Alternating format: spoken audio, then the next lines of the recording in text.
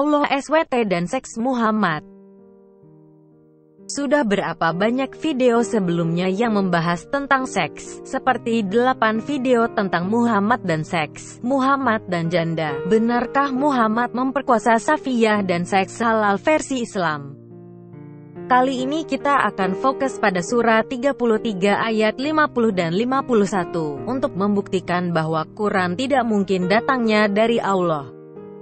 Mari kita lihat terlebih dahulu surah 33 ayat 50. Surat 33 ayat 50. Hai Nabi, sesungguhnya kami telah menghalalkan bagimu istri-istrimu yang telah kamu berikan mas kawinnya dan hamba sahaya yang kamu miliki, yang termasuk apa yang kamu peroleh dalam peperangan yang dikaruniakan Allah untukmu, dan anak-anak perempuan dari saudara laki-laki bapakmu, anak-anak perempuan dari saudara perempuan bapakmu, anak-anak perempuan dari saudara laki-laki ibumu, dan anak-anak perempuan dari saudara perempuan ibumu yang turut hijrah bersama kamu, dan perempuan mukmin yang menyerahkan dirinya kepada Nabi kalau Nabi mau mengawininya, sebagai pengkhususan bagimu, bukan untuk semua orang mukmin. Sesungguhnya kami telah mengetahui apa yang kami wajibkan kepada mereka tentang istri-istri mereka dan hamba sahaya yang mereka miliki, supaya tidak menjadi kesempitan bagimu. Dan adalah Allah Maha Pengampun lagi Maha Penyayang.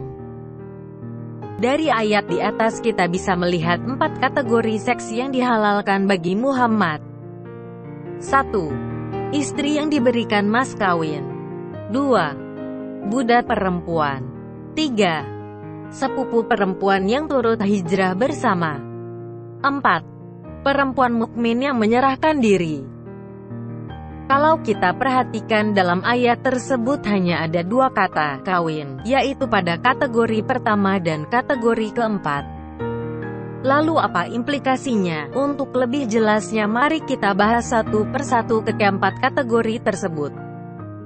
Tentunya untuk kategori pertama kita tidak melihat ada suatu masalah sedikit pun, karena kategori ini berhubungan dengan istri yang telah diberikan mas kawinnya. Namun paling tidak ada 2 orang istri Muhammad yang tidak dibayarkan mas kawinnya, yaitu Safiyah dan Juwariyah. Sedangkan dalam kasus Ramlah, Habibah, masih terdapat perbedaan pendapat, karena yang membayarkan mas kawinnya itu adalah Raja Najaisi. Dalam kategori kedua, kita bisa melihat dengan jelas bahwa Allah SWT telah menghalalkan untuk menyetubuhi budak perempuan tanpa perlu dinikahkan. Demikian juga dengan kategori ketiga, lagi-lagi Allah menghalalkan untuk menyetubuhi sepupu perempuan yang turut hijrah bersama tanpa harus dinikahi. Dalam kategori keempat kita juga bisa melihat bahwa Allah SWT lagi-lagi menghalalkan menyetubuhi perempuan mukmin manapun juga, dan memberikan kebebasan kepada Muhammad untuk tidak mengawininya. Bahkan dalam tafsir Al-Qurtubi untuk ayat tersebut dijelaskan bahwa Muhammad sebenarnya mempunyai 16 kekhususan yang diberikan Allah SWT. 1. Adil dalam pembagian hasil jarahan. 2. Mengambil 1/5 dari hasil jarahan. 3. Al-wisal, puasa yang berkelanjutan. 4. Menikahi lebih dari 4 orang perempuan. 5. Menikahi, menyetubuhi, yastanki, perempuan yang menyerahkan diri. 6. Menikahi, menyetubuhi, yastanki, tanpa ada wali. 7. Menikahi, menyetubuhi, yastanki, tanpa mas kawin. 8. Menikah dalam masa pensucian.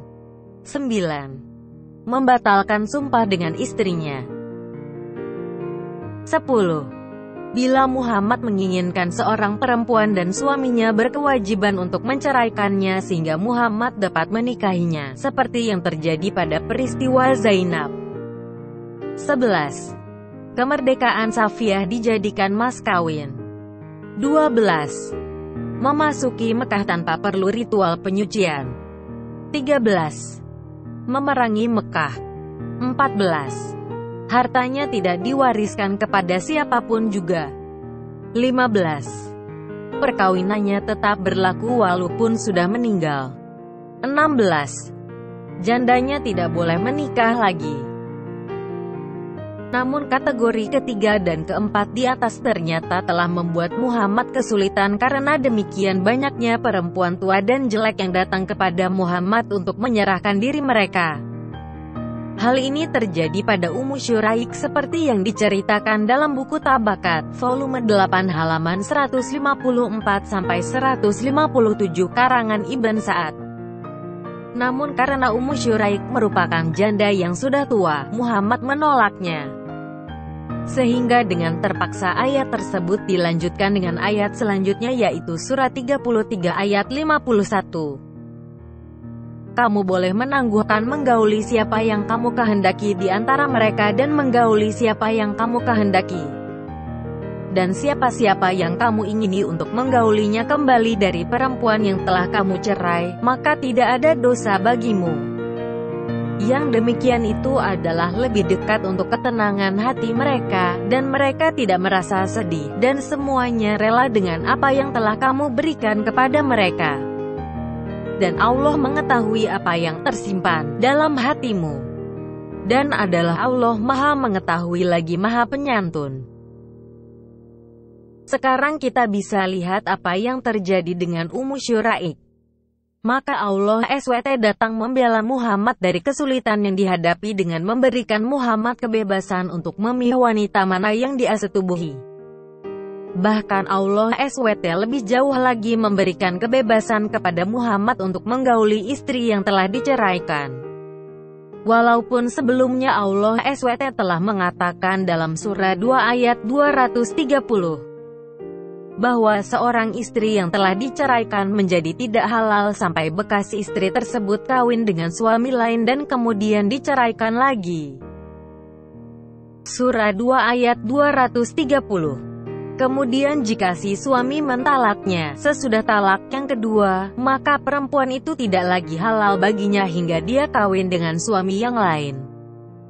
Kemudian jika suami yang lain itu menceraikannya, maka tidak ada dosa bagi keduanya, bekas suami pertama dan istri, untuk kawin kembali jika keduanya berpendapat akan dapat menjalankan hukum-hukum Allah.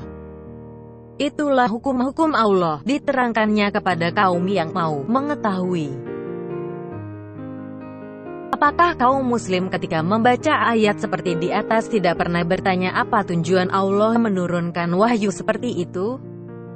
Apa hubungannya dengan Anda sebagai kaum muslim? Dari surat 33 ayat 50 dan 51 saja kita tahu bahwa ayat tersebut hanya menyangkut syahwat Muhammad. Berapa lagi banyak ayat-ayat yang hanya mengurusi kepentingan syahwat Muhammad? Apakah Allah SWT sedemikian kurang kerjaannya sehingga hanya mengurusi urusan syahwat nabinya? Apakah dengan ayat-ayat seperti di atas akan mempengaruhi para muslim lainnya? Apakah ayat-ayat tersebut akan memuliakan Allah SWT? Apakah dengan menurunkan wahyu yang hanya mengurusi syahwat Muhammad TSB akan mempengaruhi Allah SWT? Apakah ketika Muhammad mengalami orgasme maka Allah SWT juga akan mengalami orgasme juga di surga? Jelas bahwa ayat-ayat sifti itu tidak mungkin datangnya dari Allah. Ini juga membuktikan bahwa Quran hanyalah karangan manusia saja.